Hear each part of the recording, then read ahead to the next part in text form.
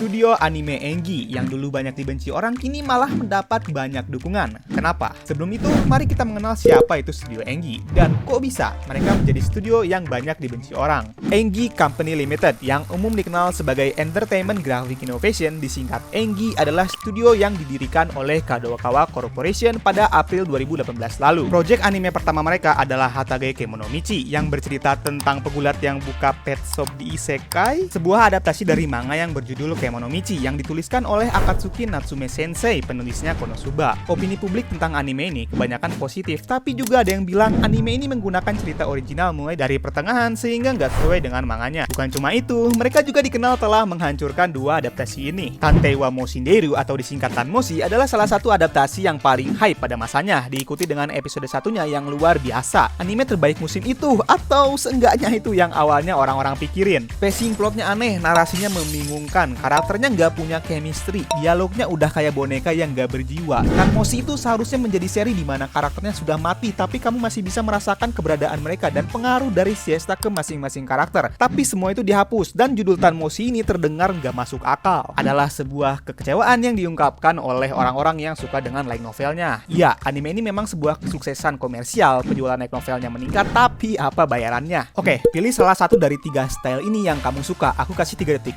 3, 2, 1. Kalau kamu pilih yang anime, berarti kamu tukang ngocok berdasarkan warganet yang bilang, gimana nggak marah, visualnya aja kayak anime hentai, bau-bau ecchi, bagusan buatan T-Rex dan Bunny Walker, mending LN-nya, Engi, studio perusak. Tapi ya, ini sebenarnya nggak terlalu buruk. Aku pernah lihat yang lebih buruk. Ingat anime ini? Anime yang visualnya itu ngebug.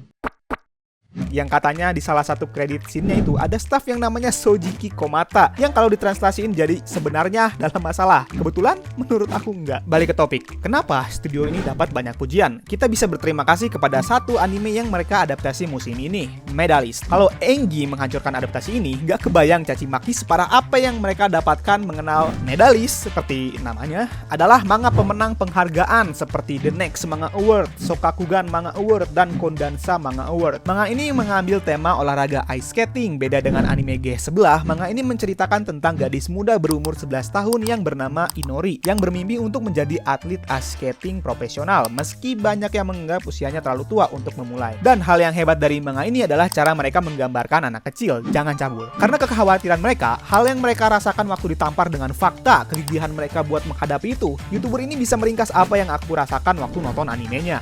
Reading this manga made me feel like a proud father. Fakta unik dari Medalist untuk kalian semua. Penyanyi terkenal bernama Ken Shionezu yang merilis lagu Lemon dan penyanyi dari opening Chainsaw Man Kickback ini bilang, ini manga yang bagus, semua umat manusia harus membacanya, sehingga mendapat respon dari warganet seperti komentarnya otaku banget WKWKWK. Kalau Ken Shionezu yang bilang efeknya bakal besar banget, seriusan anime ini bakal booming. Dan bener aja, waktu episode pertama animenya dirilis, Medalist langsung jadi trending nomor 1 di Twitter Jepang. Gak cuma itu, lagu openingnya Bow and Arrow yang dinyanyikan oleh Ken Shionezu adalah lagu yang ia tawarkan sendiri ketika adaptasi animenya diumumkan 2 tahun yang lalu. Bisakah kalian membiarkan aku saja yang membuat lagu untuk anime ini? Katanya. Autor dari Medalist, Rumikada Sensei, dulunya adalah fans dari idol master Cinderella Girls dan ngoshiin Kaoru Ryuzaki. Waktu itu, belum ada yang ngisi suaranya hingga 2015, seiyu bernama Haruse Natsumi yang hobi ice skating mengisinya. Membuat Surumi Sensei menjadi fans berat seiyunya. Seberat apa katamu? Dia sampai bikin manga yang berisi laporan setiap kali dia datang ke event jabat tangan bersama Haruse Natsumi. Gak cuma itu, dia bahkan sampai bikin doujinshi mengenai 100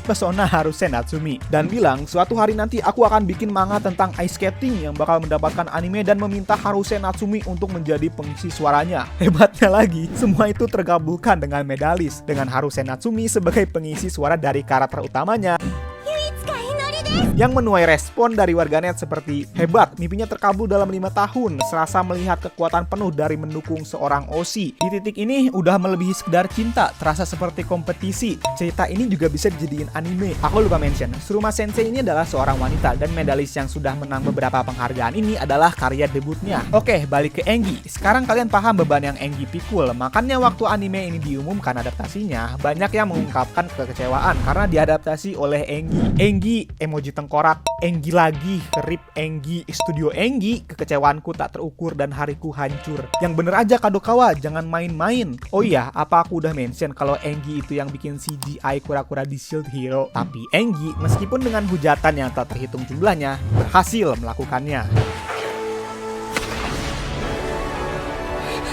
Dengan begitu, animasi yang dibuat studio ini mendapat banyak pujian. Enggi melakukan yang terbaik, adaptasinya solid. Bagaimana Enggi bisa melakukan ini? Peak, kerja bagus Enggi, CGI, kamera work, suara skatingnya, dan scene ini membuatku tidak bisa berpaling dari layar. Aku sudah menganggap remeh Enggi. Enggi sudah bisa membuktikan bagaimana hasil adaptasi jika mereka serius melakukannya. Tapi ya, mari kita berikan pujian ke Medalis dan Enggi yang telah membuat anime masterpiece ini. Anime ini yang bikin aku nangis terharu setiap episodenya. Aku sampai bingung, kok bisa animasi masterpiece ini yang gak kalah sama Apothecary Diaries, Sakamoto Days, dan Solo Leveling cuman dikit yang nonton. Kalian harus nonton anime ini, kalau enggak bakal aku tonjok.